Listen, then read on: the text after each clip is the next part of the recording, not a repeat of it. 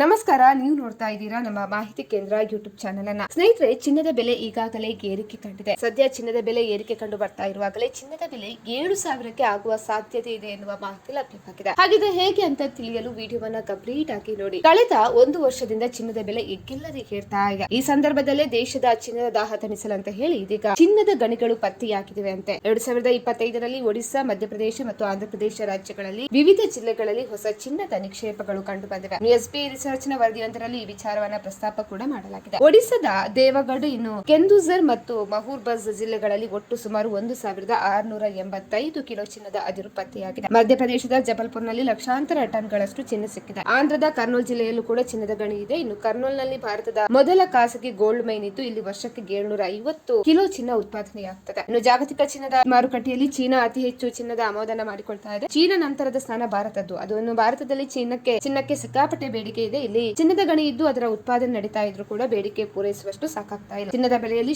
ಬೇಡಿಕೆಯಲ್ಲಿ 86% ಆಮದಾಗ್ತಾ ಇದೆ. ಇನ್ನು ಭಾರತದಲ್ಲಿ ಈ ವರ್ಷ ಪತ್ತೆಯಾಗಿರುವಂತಹ ಈ ಹೊಸ ಚಿನ್ನದ ಗಣಿಗಳು ದೇಶದ ಚಿನ್ನದ ದಾಹವನ್ನ ತಣಿಸಲು ಸಾಕಾಗುವುದಿಲ್ಲ. ಆದ್ರೆ ಚಿನ್ನದ ಆಮದನ್ನ ಸ್ವಲ್ಪವಾದ್ರೂ ಕಡಿಮೆ ಮಾಡಲು ಸಹಾಯವಾಗುವ ನಿರೀಕ್ಷೆ ಕೂಡ ಇದೆ. ಸ್ನೇಹಿತರೆ, ಈ ಮಾಹಿತಿ ಇಷ್ಟ ಆದಲ್ಲಿ ವಿಡಿಯೋಗೊಂದು ಲೈಕ್ ಅನ್ನ ಕೊಡಿ. ಅದೇ ರೀತಿ ಮತ್ತಷ್ಟು ಅಪ್ಡೇಟ್ಗಾಗಿ ನಮ್ಮ ಚಾನೆಲ್ ಅನ್ನ ನೀವು ಸಬ್ಸ್ಕ್ರೈಬ್ ಮಾಡ್ಕೊಳ್ಳಿ.